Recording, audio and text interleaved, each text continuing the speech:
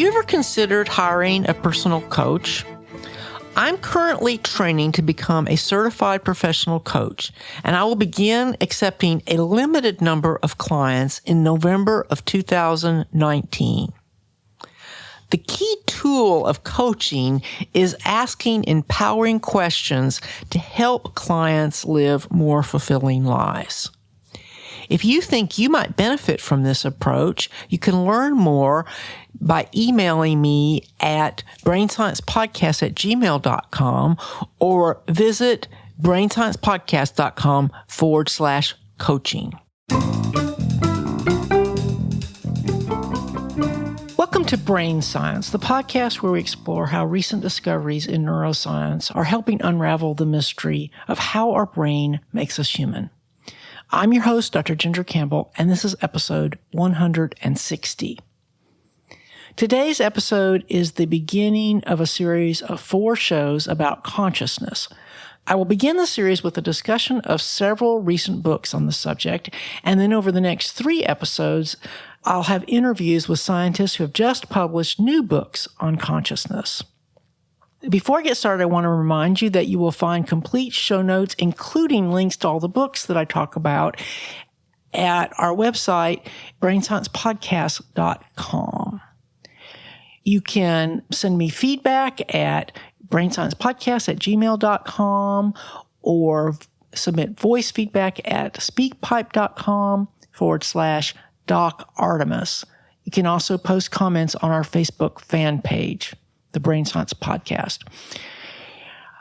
Finally, I'd like to ask that while you're on the website, consider signing up for the newsletter and completing a new brief listener survey.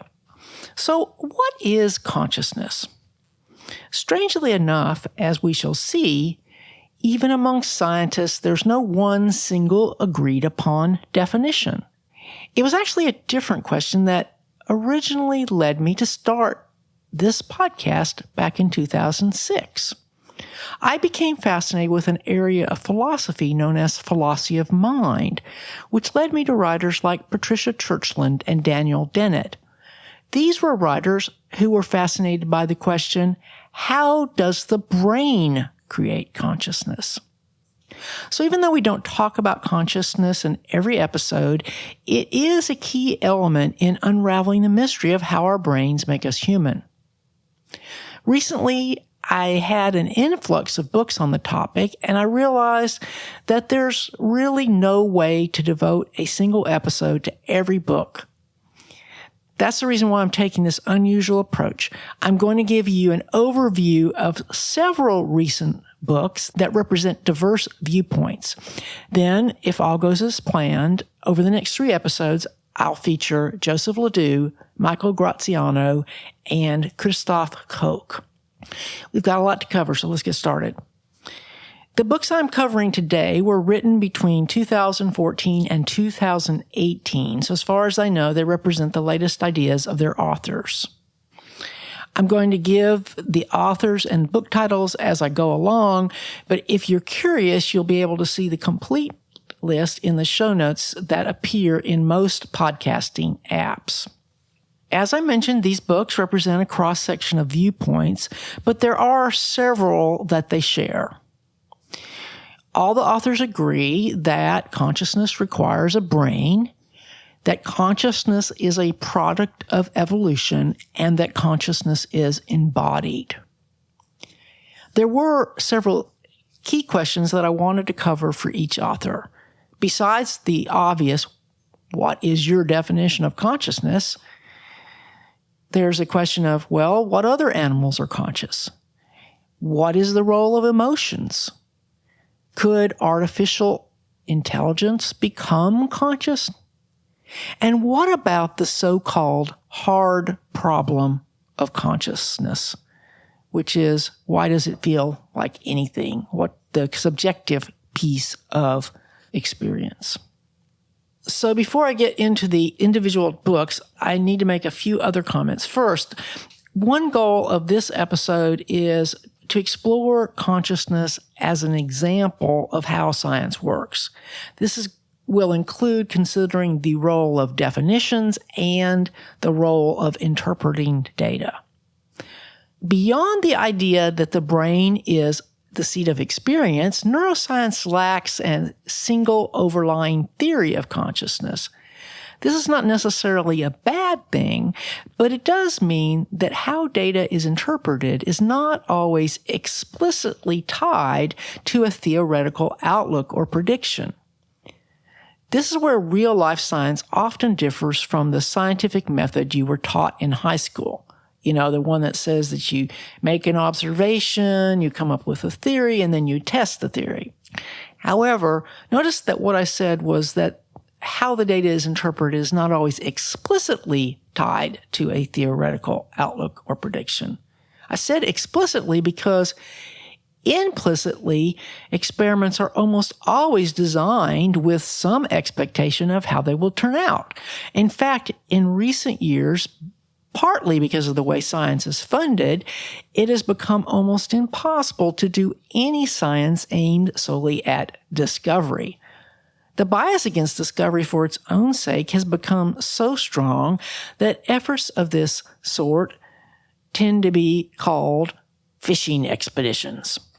If I have time at the end, I'll come back to the irony of this approach. But before we go to our first book, I want to explicitly acknowledge some of the ideas that appear to drive contemporary neuroscience. Most of these aren't directly related to the study of consciousness, but they provide an important starting point.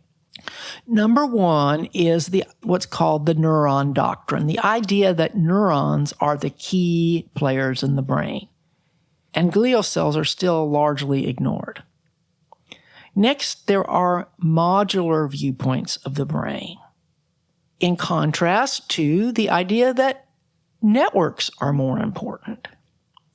Those two viewpoints reflect a long-running tension between the idea of localization versus the idea of connectionism. Is it where you are in the brain that's important, or who you're talking to? Then there's the issue of emotions. Some researchers see emotions as separate from cognition, whereas others see emotion as a form of cognition. And then there's the issue of embodied versus computational or representational approaches.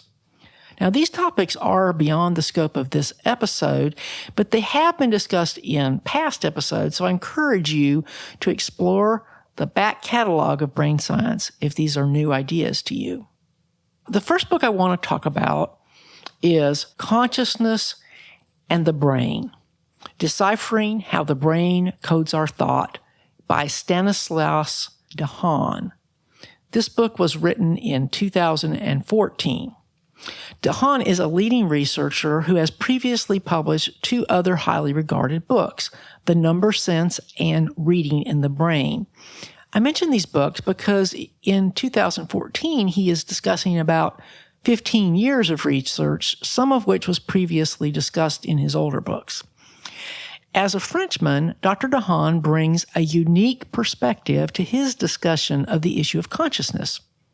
Descartes, who is also French, is generally attacked by modern writers as the father of dualism, which is the idea that consciousness must have a non-physical source that is separate from the brain. Dehaene starts his book by pointing out that Descartes was actually a reductionist whose ideas were way ahead of their time, even though it remains true that he could not conceive of the mind or consciousness as being generated by the brain. A side effect of Descartes' view was that it put consciousness outside the realm of science for several hundred years. Interest in consciousness reappeared briefly in the early days of psychology, but behavioralism came along and the mind was banished completely. Fortunately, the cognitive revolution got rid of behaviorism, but in the early days, one of the founders of cognitive neuroscience, Dr. George Miller, actually proposed a ban on using the word consciousness. This was in 1962, and as Dehaene notes, even when he was a graduate student in the 1980s, this ban was still in place. Other guests have talked about the fact that in the 80s and before, the study of consciousness would have been a death knell to one's scientific career. It makes you wonder how many potentially great scientists ended up in philosophy or other fields because of this attitude. Well, what changed? There were several major developments. In 1994, Nobel Prize winner Francis Crick published a book called The Amazing Hypothesis, in which he proposed that the brain was the seat of consciousness, and he set out to find what he and his protege Christoph Koch called the neural correlates of consciousness. This doesn't seem very amazing now, but at the time, he was probably one of the few people who could have made such a proposal. You may recall that he won the Nobel Prize for the discovery of DNA. Unlike Watson, who stayed in genetics and was a major player in the Human Genome Project, Crick decided to change careers and spent the rest of his life on neuroscience and this issue of the neural correlates of consciousness. This is an example of someone using the prestige of the Nobel Prize in a positive way. I'm tempted to go into the counterexample of Linus Pauling, but I don't have time. The major technical development that allowed consciousness to become an accepted field of scientific inquiry was, of course, the development of the functional MRI.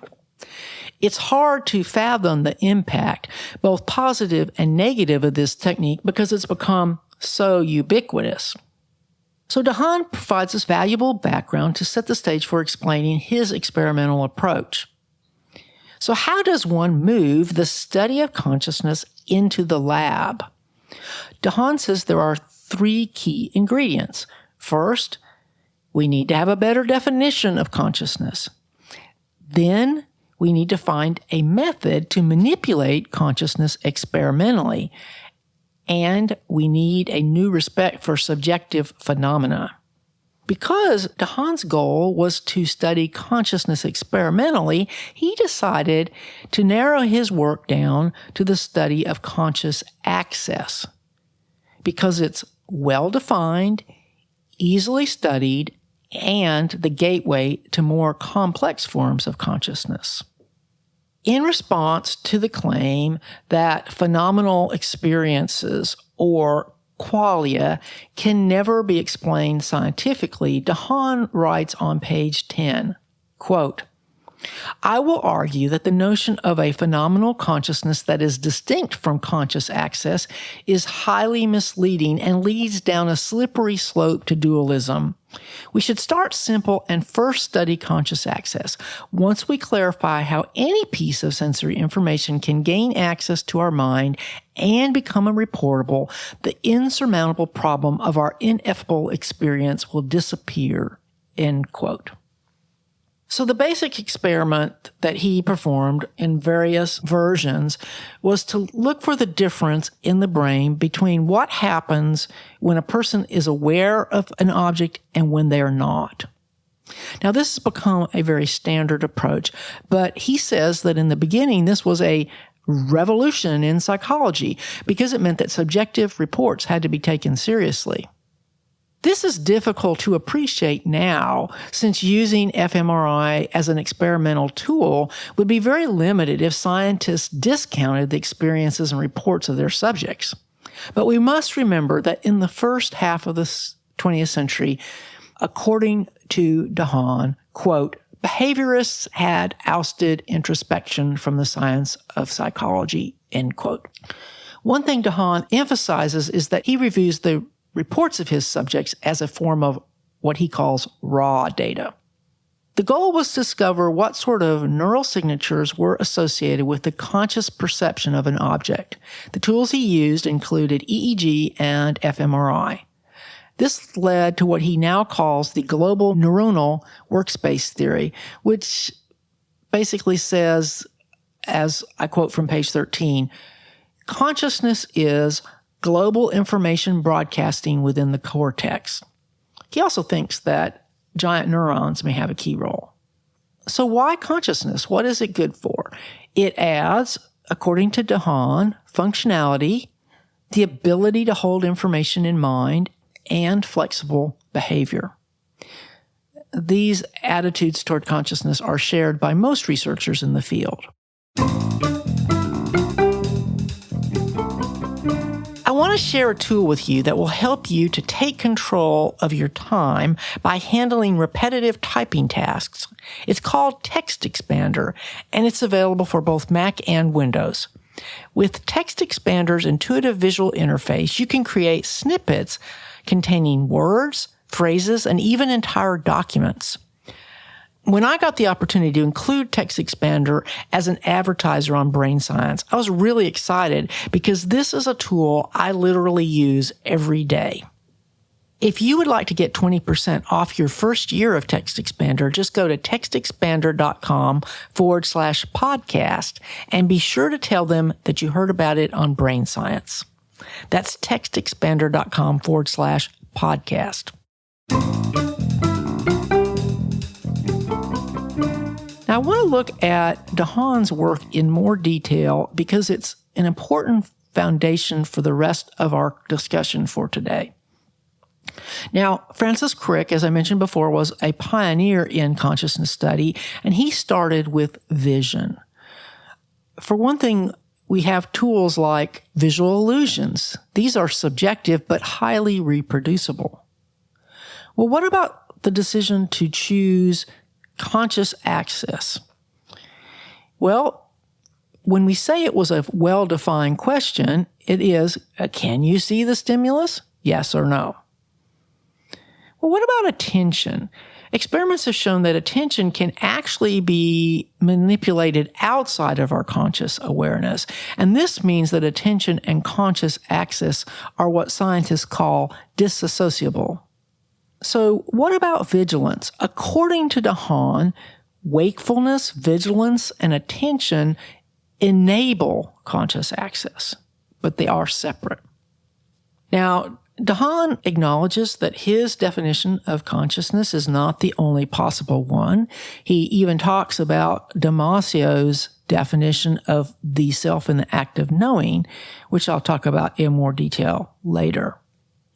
But on page 24, he argues that the link between conscious perception and self-knowledge is unnecessary. He provides the example of, like, if you're listening to music or watching a sunset, you don't need to have any self-awareness. In fact, Dehaene sees self-consciousness as much like the consciousness of color or sound. He muses, being conscious of myself could just be another form of conscious access. We'll explore this idea further when we talk with Michael Graziano. The key idea is that measuring conscious access makes it an experimental variable. It allows us to use basic tools like psychological tests, EEG, and fMRI. And the psychologists have a lot of really good ways of measuring conscious access. There's binocular rivalry, which is considered like a great boon to psychologists. And what this means is that if you are shown different images in different eyes, and this doesn't require that you have a split brain, all it requires is that you have something like binoculars where you see one thing with one eye and one thing with the other, you never see a combination. Your brain always just picks one or the other. So that's binocular rivalry. Then there's attentional blink, which we talked about back when we interviewed Luis Pessoa. And that's the idea that if a stimulus follows closely upon another, you won't see the second stimulus. They also used a tool called masking, where they provide this second stimulus to make it harder to perceive the second one. Even though these experiments rely on subjective reporting, Dehaene emphasizes that no amount of introspection is going to tell us how the brain works. So this brings us to one of the key ideas of this book. And that is that most of what our brain does is actually outside of our conscious access. Much of Dehaene's early work involved demonstrating that many phenomena long assumed to require consciousness actually do not. But before I talk about that, I want to mention one other historical tidbit from the book. Almost every conversation of the unconscious seems to lead to Freud. So Dehaene starts this chapter of his book by debunking the myth that Freud discovered the unconscious. He also notes that the myth was actually created by Freud himself. Much of the early work about the unconscious was written by several French scientists in the mid-1800s, before Freud. In fact, later on, they objected to Freud's claims that he had invented the unconscious, but this was largely invisible to the English-speaking world because only Freud's work got translated into English. His original ideas were actually very speculative and never got put to empiric test. Dehaene says on page 52, quote, "The ideas that are solid are not his own, and those that are his own are not solid," end quote. Dehaene also expressed disappointment that Freud never tried to put his ideas to empiric testing. This is probably one reason why Freud was such a big target for Karl Popper. In fact, Karl Popper was a famous philosopher of science who believed that theories needed to be falsifiable. And he wrote a lot about Freud's work as being an example of pseudoscience. The negative reaction to Freud among neuroscientists is so strong that some even prefer to avoid using the word unconscious entirely. For example, Joseph Ledoux uses the term non-conscious. But the key point that Dehaene was trying to make is that any scientific theory of consciousness has to be put to empiric testing.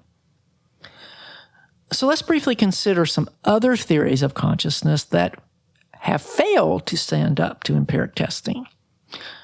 The first one is the intuitively obvious idea that the cortex is conscious while unconscious processes are limited to lower brain nuclei. This is not true.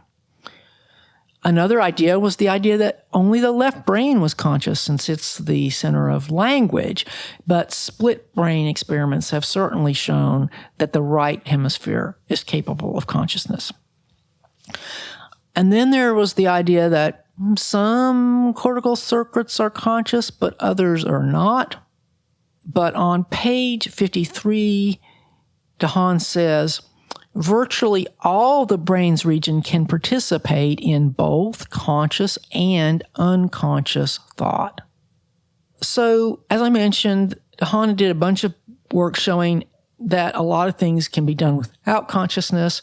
One of the first clues to this was blind sight, which is when people are blind, but there's evidence that they are getting some visual information because they can either duck when they need to or reach their hands out at the right time. So they don't have any conscious access to the visual information, but something is going on. In the book, The Reading Brain, Dehaene goes into a great deal of detail about the aspects of reading that are unconscious. Many perceptual processes are unconscious. And this is seen by visual illusions. We will see the illusion even though we know that it's an illusion because the processing is not in our conscious control. There's also a lot of unconscious statistical learning that has been discovered. And some surprising things include selective attention being controlled outside of consciousness and even the assigning of value. But the key idea is that what can or cannot be done without consciousness is an empirical question that can be studied in the laboratory. Overall, we tend to drastically underestimate how much vision, language, and even attention happen outside of our awareness. People can even do simple math. So it was very important to establish this key finding before trying to tackle conscious awareness. If our brains can do so much without consciousness, then what is it for? Our brains seem to make unconscious predictions as if they're using Bayesian logic, which just means making predictions based on the past. But it looks like we need consciousness to interpret ambiguous images.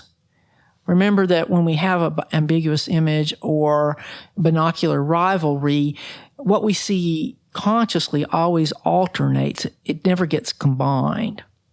Dehaene speculates that perhaps consciousness simplified perception. Also, it seems to help us to hold perception in working memory. And experiments indicate that it has a very important role in learning. This means, unfortunately, that we can't do what I think it was back in the 70s was called subliminal learning, which was the idea that if you listen to a tape in your sleep, you would learn stuff. And this has, been proven to be totally false. There are kinds of learning that you can do unconsciously, but not of learning of facts and that kind of stuff. On page 104, he says, only consciousness allows us to entertain lasting thoughts.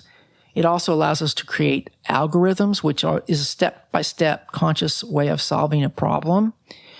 It allows for flexible routing of information and appears to be necessary for making a final decision. He observes that the unconscious keeps accumulating data, but we can't strategically reason on an unconscious hunch. Finally, there's the important element of social information sharing.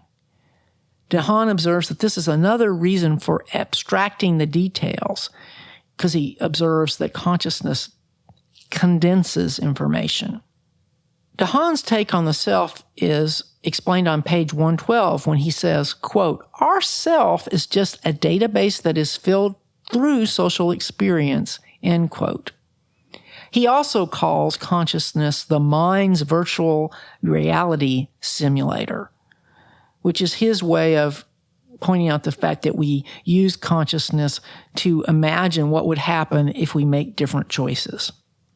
By now, you probably realize that Consciousness and the Brain, Deciphering How the Brain Codes Our Thoughts by Stanislas Dehaene, is a book that you ought to read, although it's also available in audio. I want to talk briefly about the actual experiments on conscious access. As I mentioned, the format was presenting a stimulus that's always the same, but it's not always consciously perceived. That way they could determine what was different in the brain when conscious access occurred. The most important concept is that brain activity is strongly activated when a threshold of awareness is crossed. At that point, the signal spreads to many brain areas. Dehaene's team discovered 4 highly reproducible signatures. The first one is an activation in the parietal and prefrontal circuits. Signature 2 pairs late, and it's called a slow wave called P3, and it's like 1/3 of a second after the stimulus. And this is an important clue about the fact that our consciousness actually lags behind the external world. Using deep brain electrodes, they also detected a 3rd signature that was late and sudden burst of high-frequency oscillations. And then the 4th signature is information exchange across distant brain areas. So let's summarize what we've talked about so far. I often comment on the fact that much of what our brain does is unconscious, which is to say outside our conscious awareness. So it's important to understand that this is a relatively new idea that's largely based on work like that described by Dehaene. Before psychological experiments were combined with brain imaging, we had this vague and simplistic notions about the difference between conscious and unconscious processes. Some ideas, like those of Freud, weren't even based in neuroscience, but others fit our preconceived notions about the importance of the cortex. For example, one model was that unconscious processes were confined to lower brain regions while the cortex was seen as the seat of consciousness. Therefore, this is an important key finding of Dehaene's work. That is, virtually every circuit in the brain, cortical and subcortical can participate in both unconscious and conscious processes. This is so important, I'm going to repeat it. Virtually every circuit in the brain, cortical and subcortical, can participate in both unconscious and conscious processes. In Dehaene's global neuronal workspace model, conscious access occurs when a perception or any other signal crosses a critical threshold and is broadcast across the brain. His experiments have shown exactly what these critical thresholds look like via EEG and brain imaging. I'm sorry that I did not have time to discuss these experiments in any detail, but I do want to mention that 50 milliseconds appears to be a key dividing line. That's the point at which durations between signals less than that, usually the second thing's not going to be detected, and further apart, it will be reliably detected. Around 50 milliseconds is when you get this great feature where the exact same stimuli sometimes leads to awareness and sometimes doesn't. A few other points to consider. This work confirms that we can only perceive one object at a time. Also, what we perceive lags the outside world by about 1/3 of a second, but we can't perceive this lag, just like we aren't aware of our retinal blind spot. We seem to get by because we have really fast motor sensory loops, and the role of error prediction can't be underestimated. Basically, the brain seems to predict what's going to happen, and we only get consciously aware of it when things don't go as predicted. Also, it's important to remember that the early cortical responses, such as those seen in the primary sensory cortex, those are going to be the same whether the object is perceived or not. Consequences of consciousness include the ability to respond, the ability to hold ideas in our mind, and the ability to act flexibly. I realize that I'm spending much more time on Dehaene's book than I had planned, but there are a few more important ideas that I need to share. Dehaene emphasized that his experiments are not showing correlates of consciousness because correlation does not equal causation, and there's too many brain events that correlate with consciousness. The signatures that he's looking for are things that must appear only during conscious perception, but they must also be absent when the object is not perceived. Also, it's important to understand that this idea of global excitation doesn't mean that the brain is globally activated. It's a very precise sets of neurons that get activated. Now, this was demonstrated by the work of Kian Quiroga, who we talked to in episode 141. Specific neurons fire only during the conscious trials and not if the item is masked and they aren't perceived. And different images activate different cells. So it doesn't represent mere arousal. Another important principle of establishing causation scientifically is the ability to elicit the event artificially. And this requirement was done by means of deep brain stimulation. And they saw that the person was only conscious of the stimulation if the signal spread to the parietal and prefrontal cortex. This has some important implications. Not all circuits are equally important for conscious experience. Peripheral sensory and motor circuits don't necessarily lead to conscious experience. On the other hand, higher brain regions do appear to be essential, and direct stimulation of those areas does generate conscious experience. Think back on the out-of-body experiences that Olaf Blanc has demonstrated. The key idea here is that the brain stimulation experiments demonstrate a causal relation between cortical activity and conscious experience. The signal may start locally, but only becomes conscious if it reaches the higher order cortical circuits. So when I said any circuit can participate, I did not mean that it could generate or create consciousness independently. Conversely, experiments with transcranial magnetic stimulation, TMS, have also shown that conscious access can be wiped out by temporarily deactivating key areas. On page 158, Dehaene concludes, quote, putting together all the evidence inescapably leads to a reductionist conclusion, end quote. His team discovered these 4 reliable signatures, and according to Dehaene, the experimental data leaves no doubt that the electrical activities of neurons can cause a state of mind or equally destroy an existing one. We don't have time to get into this global neuronal workspace theory in any detail, but I will mention that it is a very non-modular approach. So I do want to discuss Dehaene's answer to a few of the other questions I mentioned in the beginning. We've considered his definition of consciousness and his attitude toward the so-called hard problem. Dehaene doesn't discuss emotion, but he does address the question of animal consciousness and the possibility of artificial consciousness. Before talking about animals, he notes that EEG signatures of consciousness can actually be detected in babies. Then he acknowledges that all mammals may have a global workspace system, but he's wary of attributing consciousness to animals based solely on anatomy. However, he does acknowledge that visual illusions and blind sight have been demonstrated in monkeys. Finally, he concludes that it's unlikely that humans are alone in knowing that we know. But obviously, language gives us a new tool for developing and sharing complex thoughts. When it comes to artificial intelligence, Dehaene notes that current computers lack flexible communication, plasticity, and autonomy.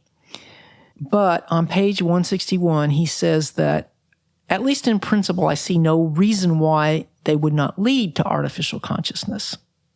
Let's return to the hard problem briefly. Dehaene notes that Ned Block claims that his global neuronal workspace theory is, quote, inherently incapable of explaining our qualia, end quote.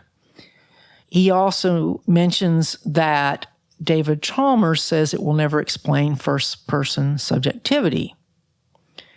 In Chalmers' worldview, the easy problem is explaining the process of the brain. The hard problem is how the brain gives rise to subjectivity. On page 262, Dehaene says, quote, my opinion is that Chalmers swapped the labels. It is the easy problem that is hard, while the hard problem seems hard because it engages ill-defined intuitions. Once our intuition is educated by cognitive neuroscience and computer simulations, Chalmers' hard problem will evaporate, end quote.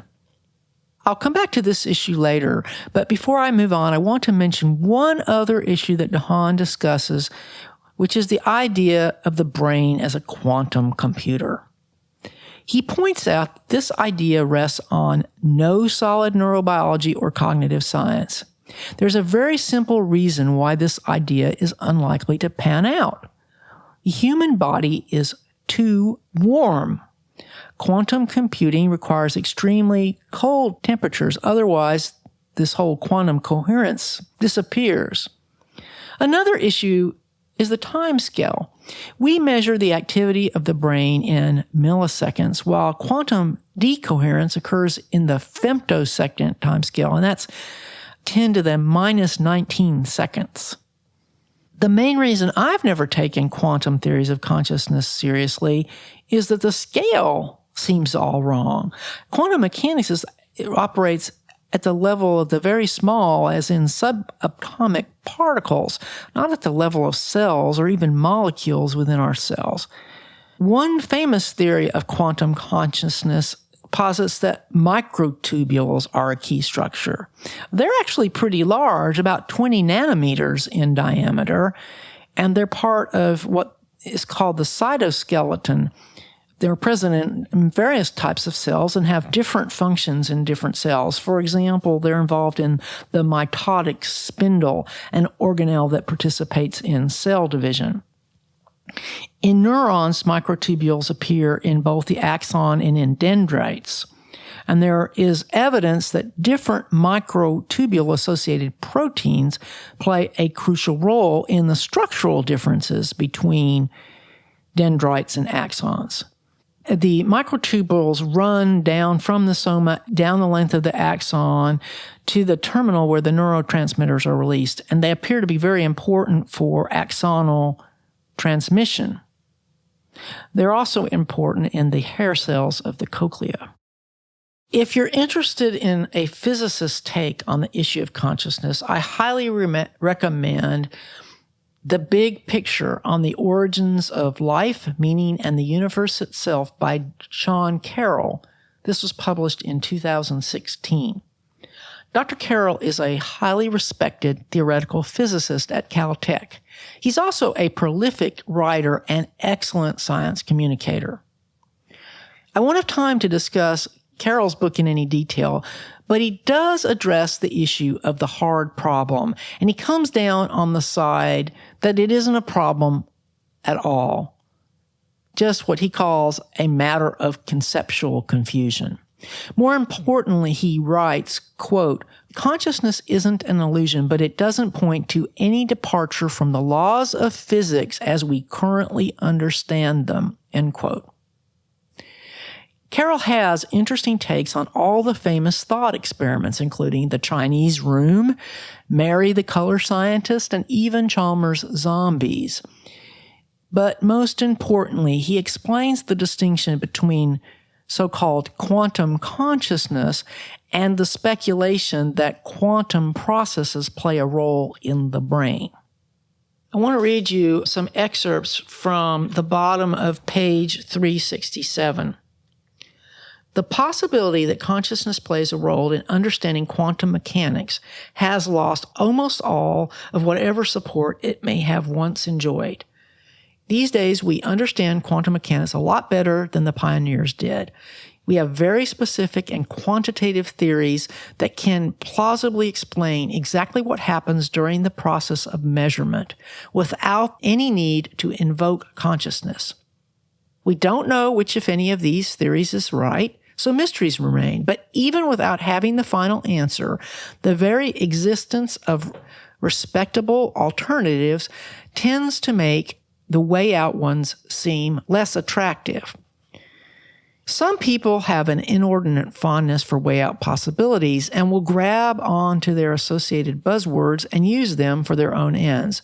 Such is the situation with most of what goes by the label of quantum consciousness in popular conversation. Quantum mechanics as superpositions evolve into definite outcomes during the process of measurement, at least for any one observer. So it's not hard to twist that into the claim that conscious observation literally brings reality into existence. It's the ultimate anti-Copernican move, a way of restoring the central importance of humanity to our picture of the universe. Sure, you feel insignificant in the vastness of the cosmos, and perhaps you are alienated by thinking that your atoms obey impersonal laws of physics. But hey, don't worry. You are personally creating the world at every moment, just by looking at it. Advocates of this approach will sometimes throw in something about entanglement, which isn't even a mystery, just an interesting feature of quantum mechanics, to make you feel that you are connected to everything else in the universe. As a final flourish, they might suggest that quantum mechanics has discarded the physical world entirely, leaving us with idealism, where everything is a projection of the mind. There is nothing in anything we know about physics that argues that any of that is true. Quantum mechanics may be mysterious, but it's an ordinary physical theory. In particular, even interpretations where wave functions really do collapse when systems are observed, the person doing the observing has no influence whatsoever on what the measurement outcomes will be. They follow rules. It's just physics. So let's return to the issue of whether quantum mechanics is important inside the brain. Most neuroscientists work with the assumption that the brain is well described by the approximation of classical physics. Carroll thinks that this is reasonable. He says on page 368, Quote, "We don't need wave functions or entanglements to get a rocket to the moon, and it seems reasonable that we don't need them to understand the brain either." End quote. He also reminds us that the brain is a warm environment, totally unlike the cold, precise world of lab measurements. On page 368, he says, quote, "Maintaining quantum coherence inside the brain would seem to be analogous to building a house of cards outside during a hurricane." End quote. Now, there is recent evidence that some brain computations may occur at the quantum level, but these involve chemical reactions having to do with phosphorus molecules and ATP. That's a long way from saying that new physics is required, which is the position of Roger Penrose, who is the scientist who proposed that the key structure in the brain is the microtubule. Now, I apologize up front to those of you who favor this theory because it's one I really haven't studied. Because many physicists that I trust and respect, such as Sean Carroll, have argued that there's no clear reason to abandon the current approach to quantum mechanics in order to grant humans special powers of insight and cognition. Let's return to Carroll's final comment about the hard problem on page 374. He says, "If you think that the hard problem is hard, quantum mechanics is unlikely to help you. If you think it's not so bad, you probably don't feel the need to change the laws of physics to help us understand the brain." This month, I'm glad to welcome back one of my favorite sponsors, Audible. I've been a loyal Audible subscriber since 2003. Audible is always adding new content, and now subscribers get an audiobook and 2 Audible originals that aren't available anywhere else. You can start listening with a 30-day Audible trial and your first audiobook plus 2 Audible originals for free.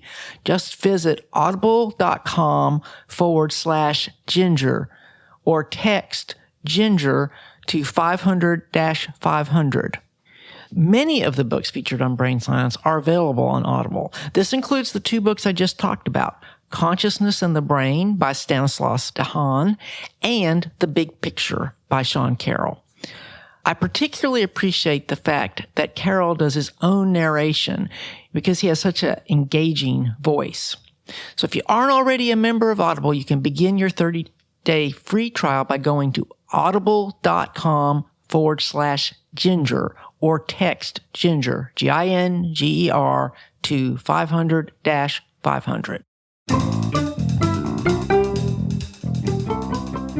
Now it's time to shift gears and talk about Antonio Damasio's most recent book, The Strange Order of Things, Life, Feeling, and the Making of Cultures, which was published in 2018. Recently, I got a paperback of this, and I was working with the publicist to try to get Damasio on, but that seems to have fallen through. Antonio Damasio's work is familiar to many listeners, and I discussed his last book, Self Comes to Mind, back in episode 90. That book contained 2 key ideas that are carried forward into The Strange Order of Things. First, Damasio defines consciousness as mind plus self. According to Damasio, a mind emerges from the brain when an animal is able to create images and map the world and its body.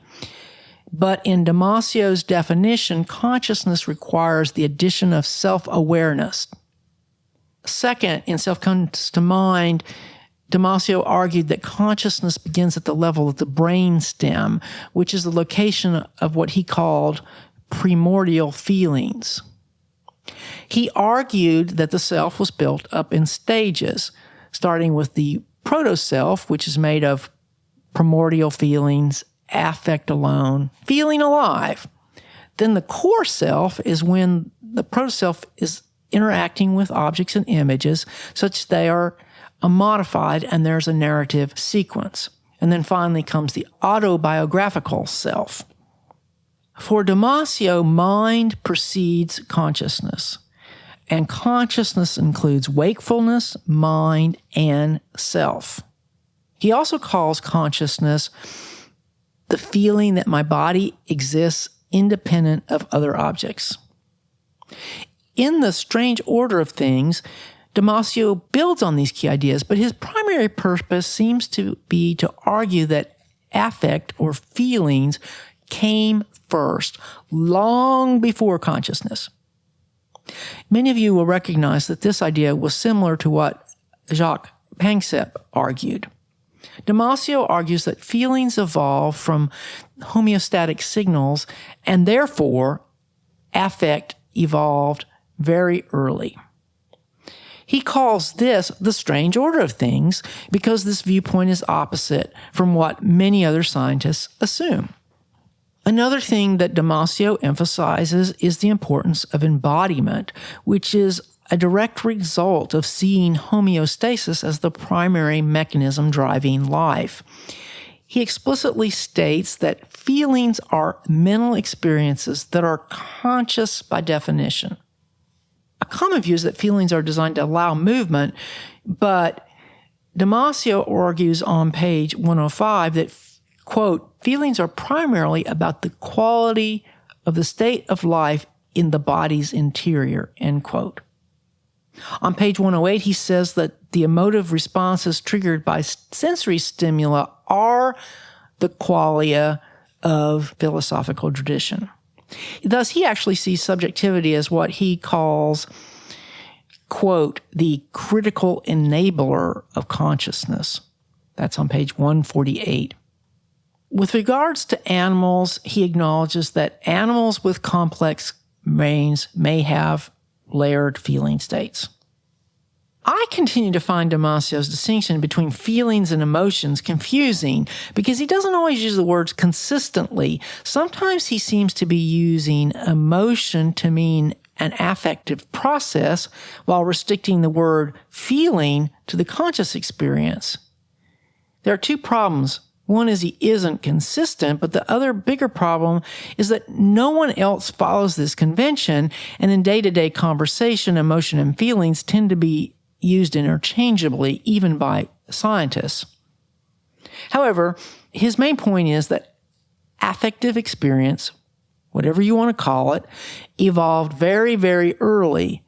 He refers twice to a paper by Klein that argues that even arthropods have rudimentary consciousness. I'll link to that in the show notes. On page 123, he says that in the scenario he favors, early life was regulated without feelings, and there was no mind or consciousness. But then during the Cambrian explosion, vertebrates appear, and he says, quote, all vertebrates have feelings. So here again, I'm a little confused because I can't keep straight whether he's arguing that feelings are the conscious experience of emotion or the other way around. Either way, he argues that valence or value evolved much earlier. This makes sense since even bacteria can go toward food and away from danger. Another unusual thing about Damasio's viewpoint is that he also argues that feelings are not neural events alone.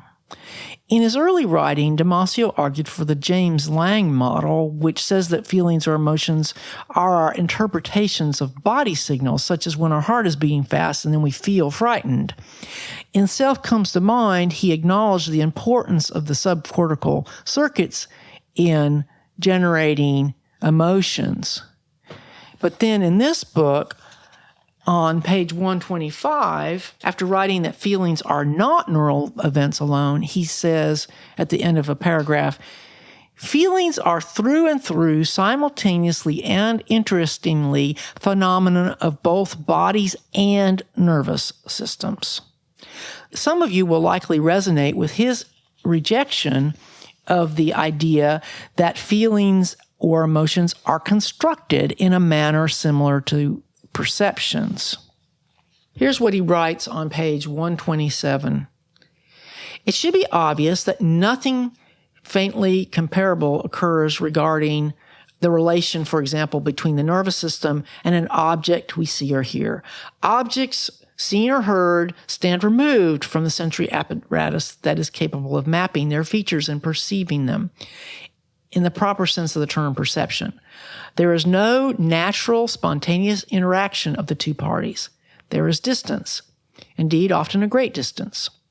It takes deliberation to interfere with an object seen or heard, and the interference is executed outside the duet formed by the object and perceptual organ. Unfortunately, this distinction has been systemically ignored. I'll come back to this argument again in a few minutes. Because Damasio is very committed to the importance of emotion and feeling in his account of consciousness, I think it's relevant to briefly consider his comments about the so-called limbic system. On page 129, he notes that the popular terms such as limbic brain and reptilian brain are not very helpful today. The reasons are very simple. One is that in humans, older structures also contain what he calls modern additions. It's like building new rooms onto an old house. Also, the various brain regions really don't operate independently. They constantly interact. We'll discuss this issue further next month when we talk with Joseph Ledoux. But the key idea to remember is that the term limbic system is outdated and it should be avoided. Meanwhile, Damasio's main goal seems to argue that the mainstream account of consciousness and emotional experience needs to be adjusted to include both the role of the body and the role of the brainstem nuclei, because the parts of the nervous system related to these processes are evolutionarily older. He argues that the feelings precede both the nervous system and the mind. Not surprisingly, this leads him to take a different position with regards to artificial intelligence. He argues that it will never be possible to design artificial intelligence with true feelings because feelings and intellectual processes must be interconnected.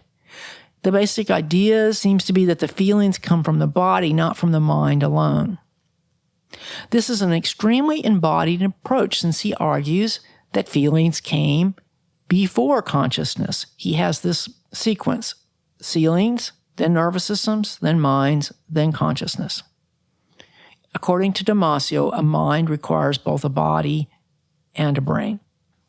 Before we move on, let's take a moment to reflect on the contrast between the approach taken by Dehaene and Damasio.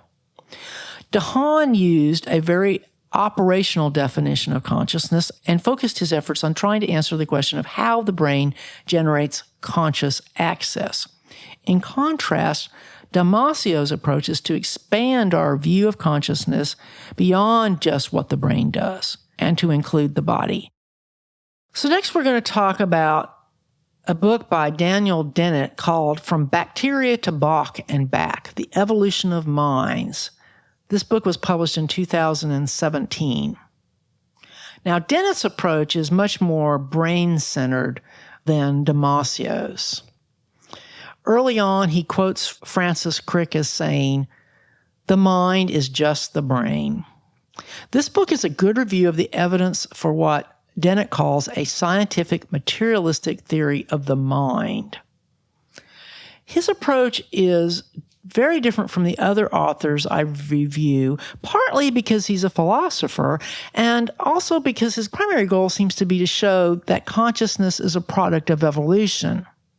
Now, every other book that I've read over the last few months has shared an evolutionary framework, but only Dennett seems focused on showing why this is so hard for people to accept. He also sees vestiges of Cartesian dualism working everywhere and seems determined to stamp them out. His writing is thought-provoking and challenging, but for the purposes of today's discussion, I'm going to highlight only a few of his key ideas. First, his general view is that since natural selection is not a process with reasons, the fact that we have minds is something of a chance event.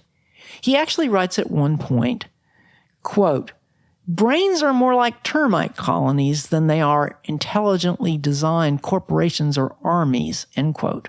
He sees the mind as a bottom-up phenomenon. He also seems to see humans as the only beings that have mind, which is in contrast to most of the other writers that we're considering. Dennett also has a unique take on the evolution of culture because he argues that once culture arose, we somehow became independent of natural selection. And he argues that memes, M-E-M-E-S, are the unit of cultural evolution. This is a controversial claim that's beyond the scope of today's discussion. However, things do get interesting when he claims on page 315 that memes, quote, turned our brains into minds, end quote. Another unusual position taken by Dennett is his claim that consciousness is an evolved user illusion. This is actually the title of chapter 14, Consciousness is an Evolved User Illusion. Dennett claims that communication is the only reason for monitoring one's control system, and that we needed to evolve the ability to have internal thoughts, mainly so we could deceive others. This is an example of something he calls another strange inversion. On page 343, he says, quote, this practice of sharing information in communication acts with others, giving and receiving reasons, is what creates our personal user illusions, end quote. Despite this rather odd take on the origin of subjectivity, he also claims that even single cells have what he calls a rudimentary sense of self. But with regards to subjectivity, on page 344, he writes, quote, it is like something to be you because you have been enabled to tell us or refrain from telling us what it is like to be you. Now, I have to make a comment here. His claim seems to be that the reason our brain creates an edited account of our experience is so that we can share it with others. This edited account is our stream of consciousness because the self has limited access to what's happening in the brain. He also sees the self as rather like the end user of an operating system. He thinks that our first-person view of our own minds isn't that different from our second-person view of other people's. On page 346, he observes that our access to our own thinking is no better than our access to our digestive processes. And he says, quote, consciousness is not just talking to yourself. It includes all varieties of self-stimulation and selection we have acquired and honed through our waking lives. These are not just things that happen in our brain. They are behaviors we engage in, some instinctively and the rest acquired, end quote. All we have access to is the result. Why is this argument important? Because those who believe in qualia also argue that first-person access is somehow privileged. Dennett is arguing that it's nothing special and not even particularly reliable. He gives the example of a certain optical illusion that causes most people to see a red stripe that's not actually present. And he calls qualia an artifact of bad theorizing. As he notes on page 360, quote, qualia are supposed to be somehow internal subjective properties that we are acquainted with more directly, end quote. He also argues that qualia is just doubling up on the cognitive work that needs to be done. Basically, he sees qualia as unnecessary. As I said, Dennett's writing is dense and challenging, but I think that the point he's trying to make is that there's nothing special about the first-person point of view because it's not really more reliable than any other point of view. I think calling consciousness an evolved user illusion is a little extreme, but it does point to the scientific reality that what we experience is a very edited version of what our brain has been up to. Couple more points on Dennett's take on consciousness.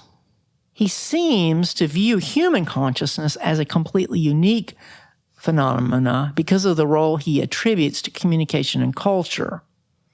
Also, rather than addressing whether artificial intelligence could ever be conscious, he has a very serious discussion of deep learning in which he expresses concern that we may actually overestimate the comprehension of our latest thinking tool and prematurely cede authority that's really beyond their competence.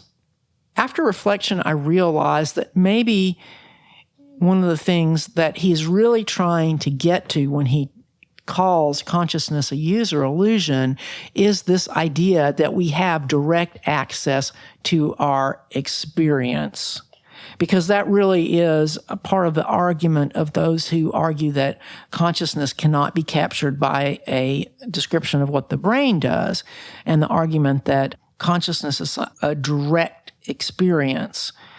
And what we've really seen already, both in Dennett's writing and even in Dehaene's, is what we experience consciously is an extremely edited version of what our brain is up to. And we really don't have a such thing as a direct inner experience.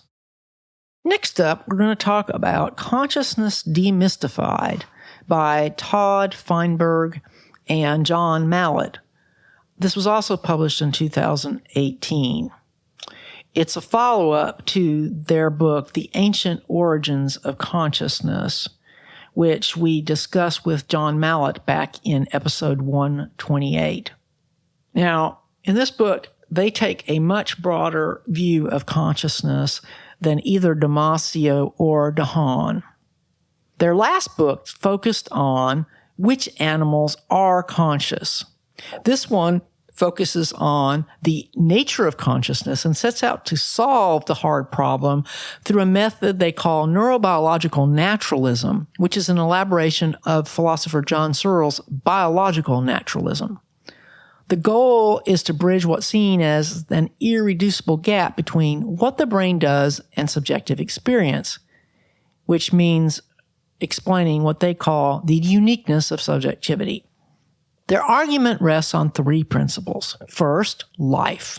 The fact that consciousness is grounded in the unique features of life. Next, neural features. That is, what extra neural features are required for consciousness. And finally, explaining the subjective-objective barrier in a naturalistic manner. That is, why we can't access our own brain processes and why subjective experience is not accessible from outside. They focus on what they call primary consciousness and break it into exteroceptive consciousness, which would correspond to Damasio's mapping of the outer world, interoceptive, which is signals from inside the body, and then affective. One consequence of this breaking of the primary consciousness into three elements is that they argue that it creates three explanatory gaps instead of one. They see this as desirable because they want to break subjective experience into manageable pieces. So using this approach, they actually break the hard problem into more parts. They see it as four problems that need to be addressed. One, referral, which is the fact that we don't experience anything inside of our brain. It's all referred to the outside world or to our body. Two, mental unity. That is, how is everything put together into a single experience? Three, mental causation. How do thoughts cause action? And finally, qualia, which is the perceived quality of objects. Before tackling the philosophical argument, they provide a brief review of the key ideas from the ancient origins of consciousness. They use the ability to create images as a key feature of primary consciousness. And then they review all the evidence that all vertebrates have primary consciousness. In addition, there are a few invertebrates that appear to enjoy primary consciousness, including arthropods and cephalopods. I refer you back to episode 128 and the ancient origins of consciousness for the details of this. What kind of evidence do they use to support the claim? It's a combination of anatomical and behavioral evidence. But because of time constraints, today I'm going to focus on Feinberg's contribution to addressing the hard problem, which he calls neurobiological naturalism. I'm talking about Feinberg now because I know that he is the author of those chapters. Reflecting on the fact that both life and consciousness are embodied, he writes that subjective consciousness is, quote, already inextricably rooted in the personal life of the animal, end quote. This reminds me of Evan Thompson's excellent book, Mind in Life, which we discussed back in episode 89. Now, Feinberg is not alone in arguing that qualia cannot be separated from life itself, but then he takes the rather unusual position of arguing that explaining the neurobiological origins of qualia is not the same as explaining subjectivity. He sees qualia as having two features, being neurobiologically unique and also exclusively first person, and he says we need two answers. The first person subjectivity, he says, comes from the life process combined with the neurobiological pathways. On page 117, he responds to Chalmers' famous question, why is the experience one way rather than another? I'm going to read from the bottom of page 119. Our theory of the neurobiological naturalism argues that animal experience is fundamentally and inextricably built on the foundation of life. Therefore, according to our account, we must distinguish purely computational mechanisms, for example, those of computers or other known non-living computational device, as well as the cognitive theories of consciousness that likewise center on information processing, from the theories that invoke the biological and neural properties of a living brain. We hypothesize that experience and qualia are living processes that cannot be explained solely by a non-biological computation. And our view of the hard problem begins and rests on the essential role that biology plays in making animal experience and qualia possible. Feinberg argues there are several keys to understanding the apparent mystery of consciousness and subjective experience. One is that consciousness is actually incredibly diverse, which means it comes from a multifactorial combination of life and various unique neurobiological structures and processes. He also argues that qualia should not be treated as a single thing, and that subjective experiences emerge when a sufficient level of neural complexity evolves. He argues repeatedly that the neurobiological problems should not be conflated with the philosophical. So my overview of consciousness demystified is that the key idea is that primary consciousness is enjoyed by all vertebrates, arthropods, and cephalopods. The criteria for primary consciousness is a combination of neuroanatomy and behavioral criteria, including the presence of operant learning. But subjectivity is built into being alive. We can't access what our brain is doing, and no one else can access our subjective experience. But that doesn't mean that something is missing. What are the unique contributions of this book, Consciousness Demystified? First, it reminds us that primary consciousness is shared by many animals, including many that we encounter in our daily lives. And it offers an interesting solution to the so-called hard problem of subjectivity. His solution is completely naturalistic and non-dualistic, and rests on the idea that subjectivity is a feature of life. Because this episode is running so long, I'm not going to discuss one book that I had originally intended to include, which is The Consciousness Instinct, Unraveling the Mystery of How the Brain Makes the Mind by Michael Gazzaniga. This was published in 2018. I do want to mention that Dr. Gazzaniga has taken an unusual position on the hard problem. He seems to feel that a principle from quantum mechanics called complementarity is the key. I don't feel I can do justice to his argument, so I encourage you to read his book if this idea interests you. As you might imagine, this episode of Brain Science represents several months of hard work. So before I sum up the key ideas, I want to talk briefly about listener support. First, I want to thank those of you who support my work financially. If it wasn't for you, I would not be able to continue to produce the show. Recently, I've realized that in an attempt to give you options, I've accidentally created confusion. There are 3 ways to help Brain Science financially. First, if you want to make a single donation, I encourage you to go to brainsciencepodcast.com/donations, because there you'll see links for my PayPal and Venmo, as well as a mailing address for checks. And there's also a MoneyGram link. But the main sources of support for Brain Science are premium subscribers and Patreon. These are both monthly commitments that can be canceled at any time. Premium subscribers get access to the full back catalog of Brain Science and all the episode transcripts. So this is a great option for new listeners. Patreon is a good choice for longtime listeners who want to control the size of their pledge. Patreon supporters who give at least $3 a month get transcripts for current episodes, while those that give $10 or more get ad-free versions of each episode.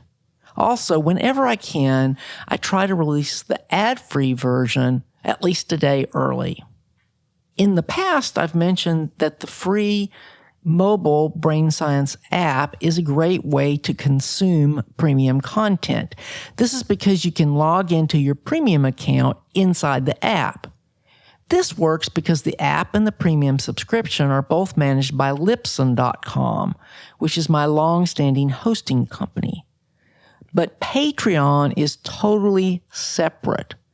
Patreon supporters get an email notification whenever new content is available. Links for all of these options are available at brainsciencepodcast.com/donations. Even if you can't afford to support Brain Science financially, you can help the show by sharing it with others. And don't forget, if you send me a screenshot of your review posted in Apple Podcasts or anywhere else, if you send me a screenshot to brainsciencepodcast@gmail.com, I will send you an Amazon gift card. So to summarize the key ideas from today's discussion of the neuroscience of consciousness, I'm going to start out by comparing how the various authors address the key questions I listed in my introduction. Okay, so first question was, what is consciousness? Even though everyone that I featured in today's episode agrees that consciousness is a product of the brain, they did not have a single definition. Stanislas Dehaene was focused on conscious access. Sean Carroll just said it was an intermental experience, but he didn't focus on the definition. Antonio Damasio has a very narrow definition of consciousness equals mind plus self. Daniel Dennett seems to use the term mind and consciousness interchangeably, and at times he says only humans have mind or consciousness, and he often says the mind is equal to the brain. He calls consciousness an illusion produced by the brain. Feinberg and Mallatt talk about primary consciousness. This includes the ability to map the external world, internal world, and to have affective experience. Based on these criteria, Feinberg and Mallatt expand who can be conscious. So that does bring us to the next question. Are other animals conscious? All of the authors seem to agree that other animals can be conscious, although Dennett is a little bit inconsistent. He sometimes describes consciousness as a quality unique to humans, but then on page 229, he says, quote, "I am not saying that non-human animals and human infants are not conscious," end quote. He admits there might be degrees of consciousness and different varieties. As I said, Feinberg and Mallatt's definition of consciousness actually expands consciousness to include all vertebrates, arthropods, and cephalopods. So what about the role of emotions? Actually, only two of the authors mentioned emotions, but their inclusion of it was very important, especially Damasio, because Antonio Damasio argues that emotions actually preceded consciousness. Feinberg and Mallatt see affect as a necessary component of primary consciousness. Could artificial intelligence become conscious? This was not addressed by most of the authors, but Dehaene on page 161 said, quote, "At least in principle, I see no reason why they," he's talking about computers, "would not lead to artificial consciousness," end quote. Damasio actually argues that artificial intelligence can't become conscious, and this is interesting only because that position is kind of unusual. So what about the hard problem, this question of subjectivity? Well, they all seem to address this to varying degrees. Dehaene basically sees it as a non-problem, while Carroll says that it can be answered naturally and that quantum mechanics are definitely not required. On page 161, Damasio says that the answer's simple. Quote, "Mental states feel like something because it is advantageous for organisms to have mental states qualified by feelings," end quote. Daniel Dennett says on page 365 of his book that the hard problem is, quote, "nothing but an artifact of the failure to recognize that evolution has given us a gift that sacrifices literal truth for utility," end quote. Feinberg and Mallatt spent a lot of time on the hard problem, but their argument essentially comes down to the idea that subjectivity emerges naturally from the combination of life and neural complexity. So I'd like to conclude with just a few final thoughts on the key ideas from each scientist that I featured. Stanislas Dehaene, who I spent a lot of time with, in his book, he talks a lot about the fact that most of what our brain does is unconscious, but virtually every circuit, subcortical and cortical, has the ability to participate in both unconscious and conscious processes. Very important concept. Now, there are higher cortical areas that are absolutely required for consciousness. At the same time, although he doesn't mention it, there's also lower circuits that are essential because, without awareness or a certain level of awakeness, we also can't be conscious. The main reason that I brought Carroll's writings into the conversation was to highlight that as a theoretical physicist, he argues that quantum mechanics is not required to understand how the brain works. Now, there are a minority of physicists that disagree, but Carroll does represent the mainstream approach.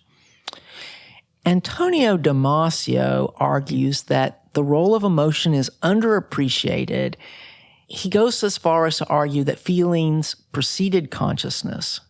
But remember that his definition of consciousness is rather narrow because he calls it mind plus self. Daniel Dennett seems to be very committed to a brain-centered approach, but then he adds culture as a key component and argues that it freed us from natural selection. Feinberg and Mallatt bring us the concept of primary consciousness, which has very clear criteria and evidence that supports the idea that all vertebrates are conscious, as well as arthropods and cephalopods. So that's from the broadest definition of consciousness used among all these authors. So, what is consciousness? We have seen that the definition may be broad or narrow, but it always seems to involve some level of awareness. The neuroscience of consciousness attempts to answer the question, how does the brain generate experience? I think it's important to note that humans can have conscious experience without language. Despite Dennett's position, as a physician, I would argue that it doesn't require the ability to communicate. Empiric evidence for this has been confirmed by Dehaene and others. What about subjectivity? Philosophers like David Chalmers have labeled this the hard problem, but I come down on the side of those who disagree. Subjectivity seems to be innate to life because as soon as the first cell evolved, there was a difference between the inside and the outside. The idea that first-person experience is different or privileged is not supported by scientific evidence. There's no such thing as direct access. Our brain creates all of our experiences. That brings me back to Dehaene again and the fact that so much of what our brain is doing is unconscious. And also, I think this might be what Dennett had in mind when he said that evolution had given us a gift that sacrifices literal truth for utility, because the brain gives us a useful version of the world rather than an accurate version of the world. We can't access what our brains are doing, and others can't access our experience. To me, these seem to be two sides of the same phenomena, and there's not a need for additional mechanisms. I hope this episode has given you lots of food for thought. I would love to hear your feedback. You can email me at brainsciencepodcast@gmail.com. You can submit voice feedback at speakpipe.com/DocArtemis. And you can post to the Brain Science Podcast Facebook fan page.